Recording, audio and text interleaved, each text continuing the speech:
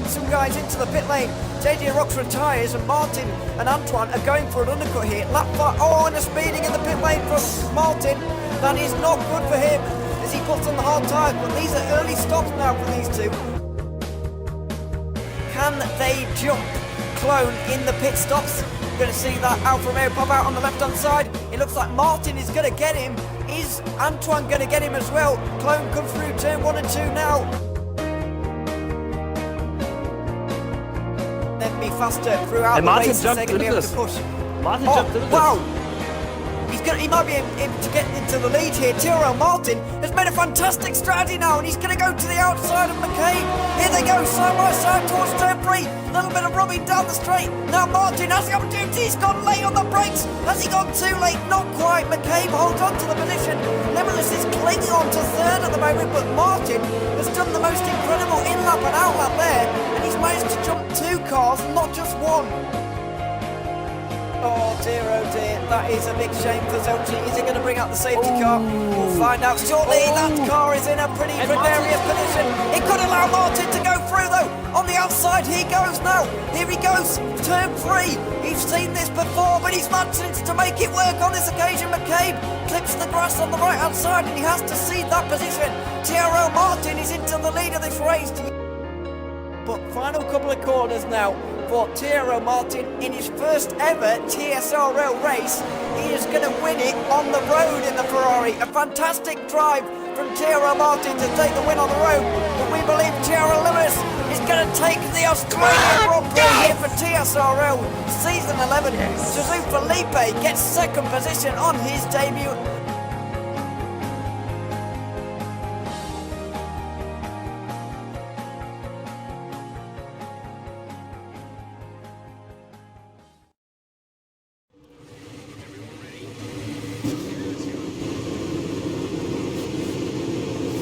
What's up guys, Martin, bring you a brand new video. For today, in today's video, as you can see, is my Bahrain highlights for round 2 of the TSRL Championship on F1 2020 here in the desert under the lights here in Q1. Remember in TSRL in qualifying is full qualifying session with Q1, Q2 and Q3 rather than the conventional 18-minute short qualifying session. So Bahrain going into this race after a P5 in Australia, leading the second half of the race, but unfortunately we sped in the pit lane and we got demoted from 1st to 5th, so keen to fight back here.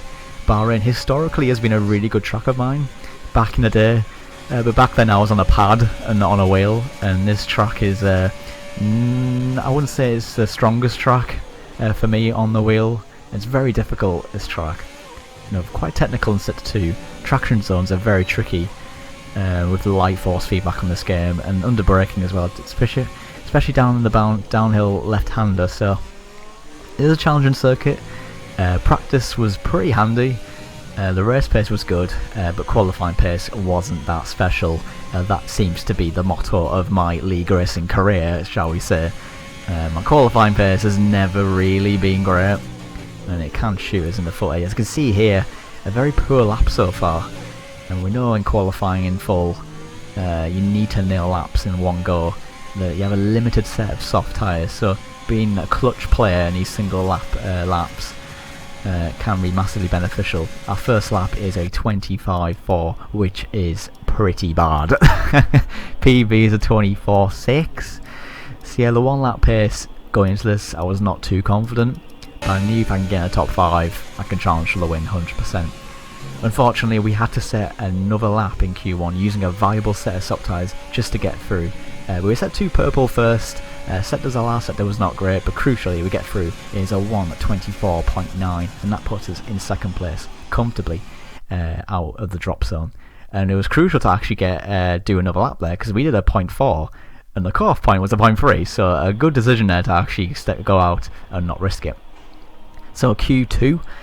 This is a difficult session for all, because strategy is not exactly slam dunk. There's 2 strategies, is soft and hard for the conventional 1-stop, going for track position, but there is an alternative strategy which is a lot quicker, and that is hard and medium. So basically drivers will be looking to maybe go for that strategy because it's fundamentally faster, but that means you got to sacrifice track position, aiming for that P11 spot to ensure you get fresh tyres for the race, but obviously there's that risk of being out of position, using the hard compound tyre, and if there's an early safety car, or if there's any incidents, you could be in trouble. But I believe drivers will be taking that risk, as we've seen the likes of Jarno Opmeer producing a masterclass around Bahrain ORL, starting from 18th on that strategy and winning the race. So first lap in Q2 we do a 25.0, which is around about the cut-off point. I was thinking that was going to be enough to get through, and as you can see, the end of the session we actually stayed in the pit lane, stayed our fresh set of softs for Q3, and as you can see we're in 5th place, comfortably ahead of the drop zone. And you can see on board with Jerky B now, and I'm not really quite sure what he's doing out there. He's on provisional pole with a 24.5, not sure why he's going out again. But here we are, coming towards the last stages of the session. We're still in 5th place, and Felipe has parked his Haas, and he's down in 10th place on a 25.5, is that? I can't see. 25.9. So it looks like the Haas team of Shadow and Felipe are going for that hard medium strategy, taking that gamble, sacrificing track position for a fundamentally faster strategy. On board with Shadow now, taking a very pedestrian route for the last corner. Yep, looks like he's committed to starting outside top 10 for the faster strategy, and there we are, 11th and 12th for Haas. I believe Crescito pips him for P11. Final classifications, Jerky B is in 1st place with 0.5, and we managed to get through safely into Q3, committed to the soft hard strategy. See, we are in Q3, we have 2 sets of the fresh soft compound tyres, an improvement from Melbourne. We only had 1 set. Again, proving to be massively beneficial if you can be able to nail those laps in Q1, Q2 using a single set. It means we have to do that little bit of flexibility, a little bit less pressure to nail that lap, knowing that we have 2 sets to go for. See, we are on our first run in Q3. We have to improve our qualifying performance. To win races here in F1 2020, you need track position, you need to be on the front row. It does help massively in terms of ERS management, being able to manage the tyres, staying out of trouble, and ultimately having a consistent car in the race. Jerky B sets the fastest time of the 1:24.6. That is a pretty handy banker lap here in Q3.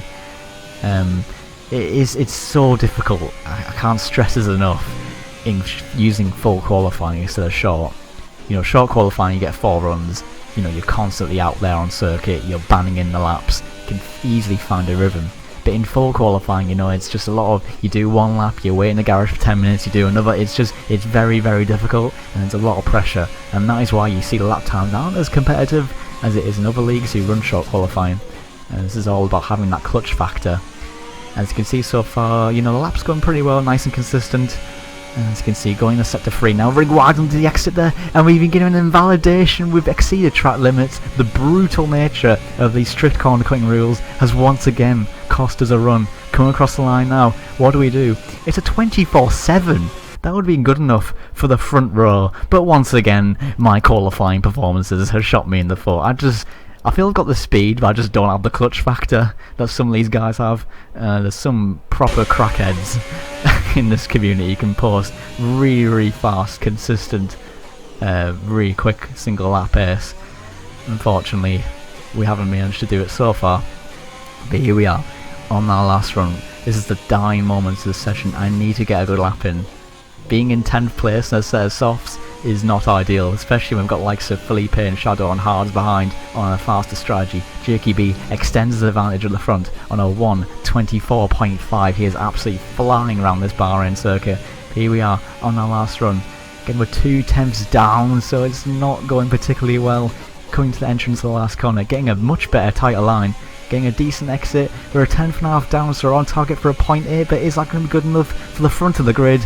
It is just about. P4 on a 1:24.8. Limitless, the championship leader, does a brilliant lap on a 0.7, securing that front row start. But as you can see at the end of the session, it is 6th place for us.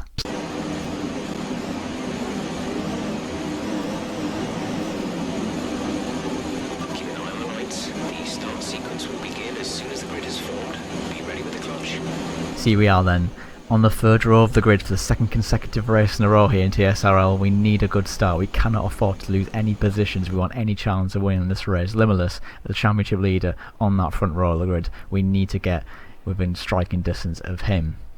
As you can see, it's a delayed start. As you can see at the top right corner of the screen, There was a bit of an issue here. Felipe was not loading in, and we were all just sat on the grid. And I can tell you, we were sat on the grid for about 4 to 5 minutes.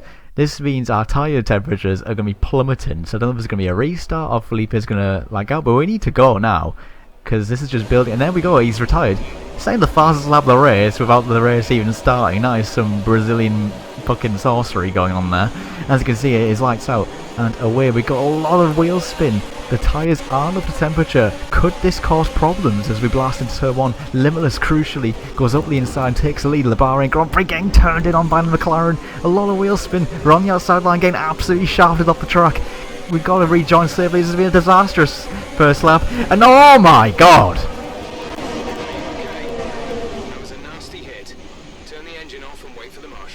So yeah, hopefully you enjoyed this video. Please like and subscribe and hit that notification bell for more TSRL pandemonium here in this league. I'm done. Like, honestly, what are we doing here? So here's a replay. Got the inside line. I think it was like 4 abreast. So just avoiding spinning there. And to quote Josh Idu, I just get absolutely burgered off the track. Try to rejoin as safely as possible. And I just get double cheeseburgered into a barrier, and I'm literally being RKO'd in an F1 car, barrel rolling everywhere. And here's an onboard of clone, I think. And as you can see, I literally die. I'm literally spinning out everywhere, pirouetting into the sky.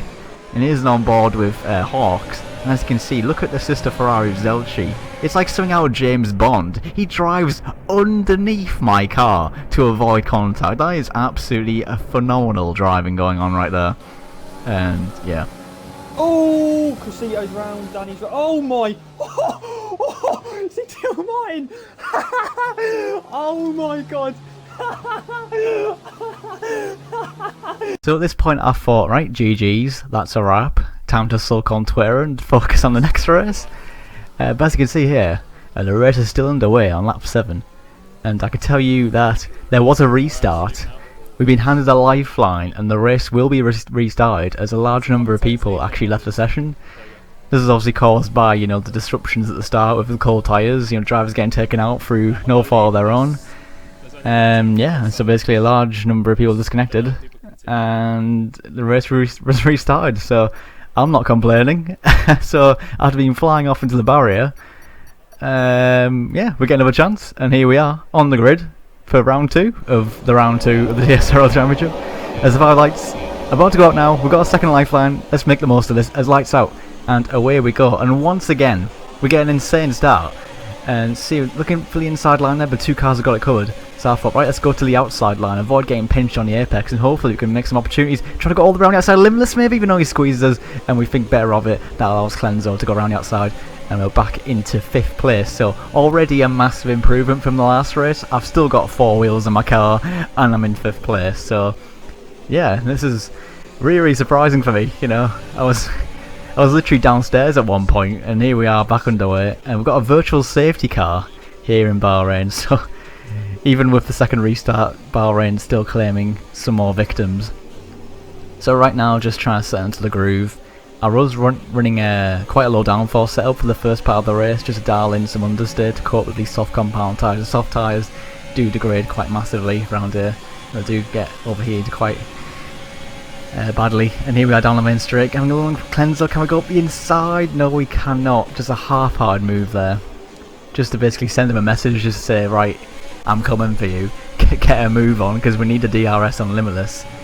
But yeah, Clenzo doing a very good job, big improvement from last season. And as you can see on the minimap, is Jerky B actually leads the way, and the man who started on pole position leads the charge. With KJ Gamer in second, Limitless in third. We need to be in the back of him, the championship leader, and our championship rival, Clenzo in fourth, and myself in fifth. Getting a lot of understeer, but I knew as the stint went on, running that low downforce setup on the front end will pay off massively. Now I knew once if I can get in the train, I know the pace and the hard was very good. It's going to be mounted a challenge, but Jerky B setting a 28.2 on lap 2 of the Bahrain Grand Prix. That is incredibly fast. He's basically trying to do a Vettel, just bolt off into the distance, trying to break DRS. And it looks like he's almost managed it, but look at that, KJ Gamer from second place has lost the rear and is off into the barrier, and that is a shame for him. But again, just shows you Bahrain is such a challenging circuit, particularly on traction. That allows Jerky B, as you can see in minimap, a massive gap to around 2 seconds nearly on Limitless. Clenzo in 3rd and 4th for me. As you can see on lap 8, not much really happened. Jerky B consolidated his 2-second advantage. Limitless still in 2nd. We got the DRS, but we couldn't really do much. But as you can see, we've got a lot of performance in this lap 8 of this Grand Prix. Again, dialing in that understeer has really helped protect our rear tyres. And as you can see on lap 8, top 3 have actually made their pit stops.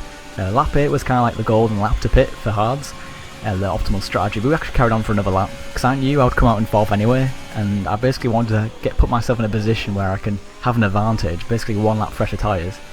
And I had a 2-second gap to Hawk, so going that extra lap, I don't think I would lose track position. And as you can see, getting into the pit lane without speeding in the pit lane, learning from our mistake from Melbourne critically, so no penalties so far, which is quite surprising for my standards. Onto the hard compound tyre, on board with TSRL Limitless as he comes around the final corner now. Jerky B still maintains his provisional 1st place, but they have got some traffic, and critically Clenzo has lost a lot of time in our pit stop, 2.2 seconds behind Limitless, so crucially them two have obviously jumped us. But can we get ahead of Clenzo? We can, so we made the overcut work.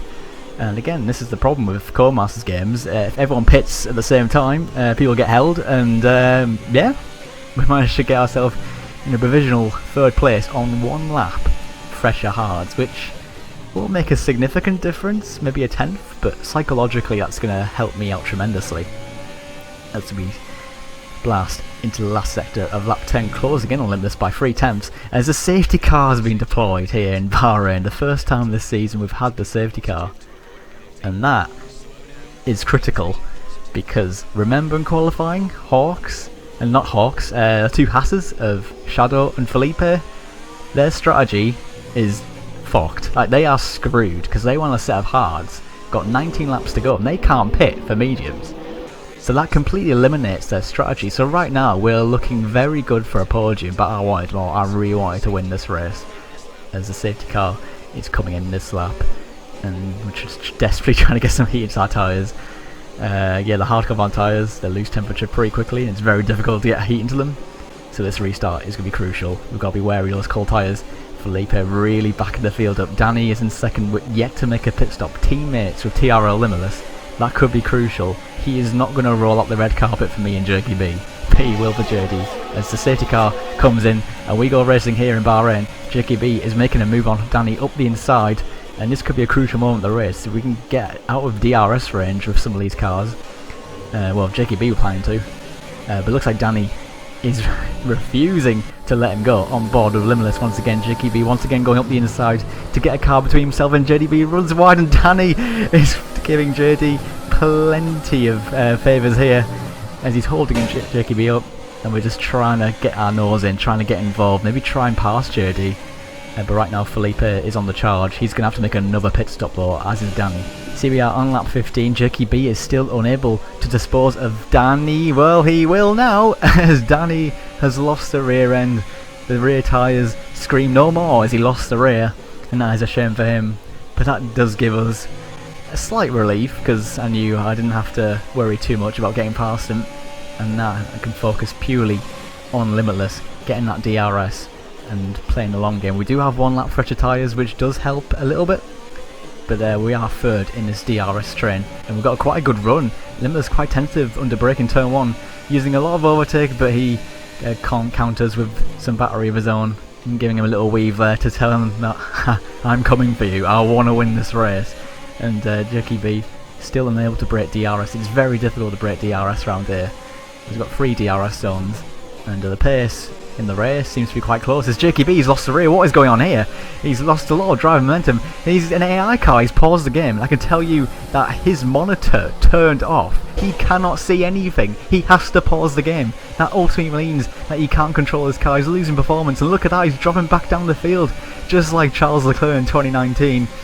A dreadful moment there for Jerky B. Can he get back in the race? Can he get back in control of his car? Critically now, TRL Limitless leads the way, but we've got DRS, we've got the overtake, we've got target lock on the Williams. I want track position, I want to win this race. Down the inside, this could be crucial, under braking, and we take the lead of the Bahrain Grand Prix here for the 2nd race in a row from 3rd on the grid.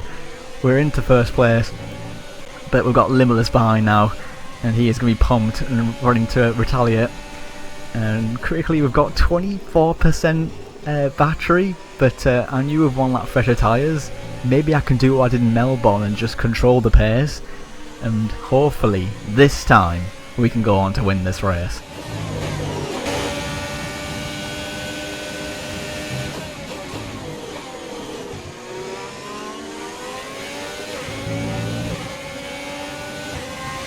See, we are on lap 17, pushing as hard as we can. We've lost the arrow and do a 29.5 on hards, whilst maintaining some form of battery life.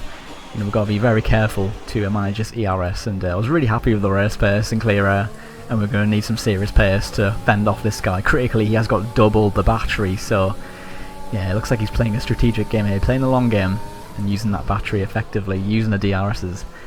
And yeah, it's very, very challenging for me right now. I've got the champion on my tail, 8,000 people watching me. It's not ideal, but you know, this is why I league race. You know, the challenge and the thrill of being able to fight for wins and to beat the best. Limitless has really stepped up his game on this season. He does a lot of preparation, and I know he gets setups from esports drivers, so you know, it's going to be very, very difficult to beat him over this season. I know I sound salty, and to be honest I am, but yeah, I relish the challenge and I really enjoy racing him. And it's just so intense. Like, you don't get this kind of thrill and high from playing any other game or any other game mode like career mode. You just don't. But here we are.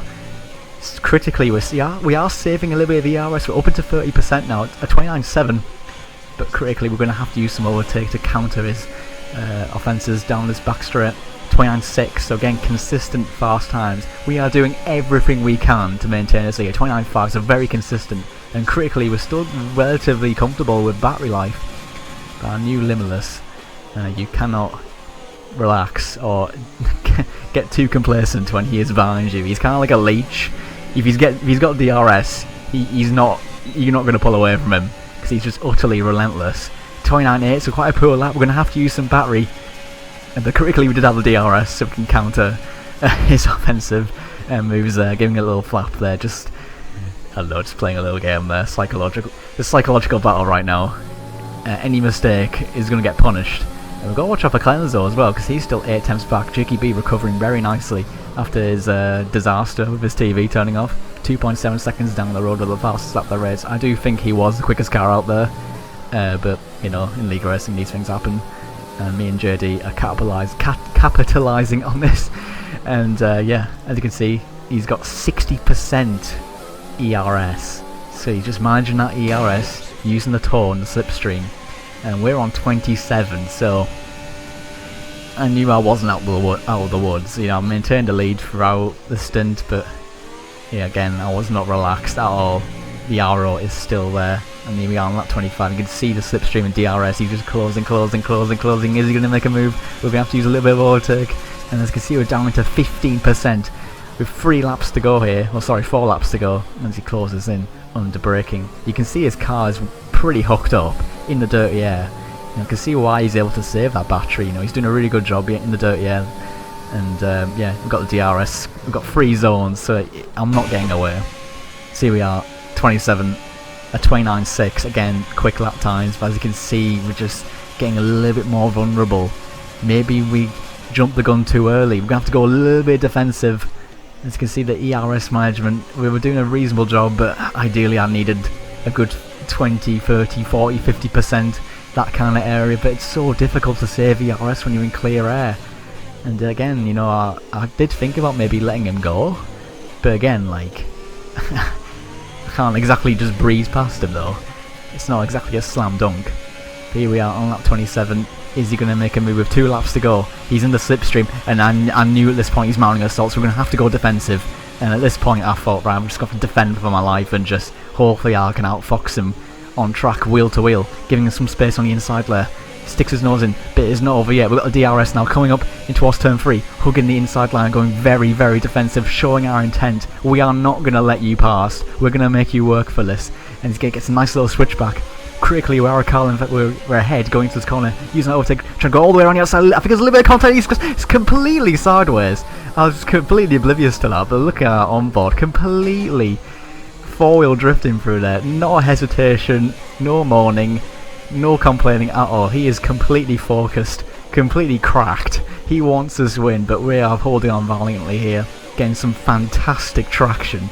I have to give a lot of credit to CRG Pinecone. He gave me his setup before this race. The preparation was not great, but his setup was so nice. Traction, corner entry, exit on this hard compound tyre. It was great, but the ERS management has not been great, and we're just losing time and power down these straights, doing everything we can, hitting every apex, getting good tractions. We're just desperately trying to break the slipstream. One corner to go here as we start the final lap, and I knew at this point I'm in big trouble. ERS is on 7%, overtake a 30.3, and we're helpless here, just valiantly defending. Cover the inside line, Limitless has launched an assault. Can he go all the way around the outside, just super late on the brakes, trying to cover him off. He's got the line into turn 2, and he forces his way through, and TRL Limitless has taken the lead of the Bahrain Grand Prix. His ERS management has proved too much for me, and I knew at this point, you know, you just constantly, you want to keep fighting, you want to stay positive, just giving it everything you've got, but I knew at this point it's done, like it's over. But again, just breaking as late as we can, just trying to put in as much pressure as possible, trying to force any mistake, cleanse those 6 tenths back, but I think we should have him covered. But here we are, set to 2 now, just desperately hoping that he makes a mistake, but it's very difficult to rattle this guy. 8 years of experience of league racing, DRS wide open. Can we make a move into here? No, we cannot. We just don't have the power. It's just so painful. Just desperately trying to force him into an error. Can we get a run into the penultimate corner? We cannot. Is he going to make a mistake? A slight lock up there. Can he get him on the exit? No, he cannot get. And we've just got 1 corner to go. We're running out of power. He's pulling away even in the slipstream. Around the final corner, it is unfortunately going to be second place for us. TRL Limitless comes round the final corner. I expect he's going to be very happy with this win, and he wins in Bahrain, and I think he enjoyed that very much. I've never heard a human make that sound before. He points to the ceiling, he's Lionel Messi, and he's won the Bahrain Grand Prix. Oh my god. Oh my god. I mean, it's tough. Like, it hurts. I'm not gonna lie, it hurts the pride. But you know, fair play to him, and I can take a lot of pride in that. You know, I made him work for that. Judging by his reaction, I can be quite proud of that, but I really needed to win that. Really needed to win that, because Vietnam's coming up and that is not a good track for me. But you know, this season's a marathon, and it was a good battle. A really, really intense battle, and this is why I still league race to this day, because it's a lot of fun. But it is TRL Limitless who wins in the desert in Bahrain. Jerky B, shout out to him, recovers nicely into P3. Hawks, Dom, Spa, Clone, Felipe and Pancakes P9, and his second race on the wheel, a really good job from him. And KJ recovers to 1 point to complete the top 10. So yeah, good fun. Hopefully you enjoyed this video, and I just want to say a massive thank you for the support on the Australia video, and once again I hope you enjoy this video today. Next track is Vietnam. We want to respond, and yeah, it's a long season. JD's driving very well, but I'm going to make sure every race we push him as hard as we can, just like we did today, and hopefully pick up some more wins and get back in this championship fight. So yeah, once again, hopefully you enjoy this video. Please hit that like button if you did, subscribe for more, and I'll see you in the next one. Cheers.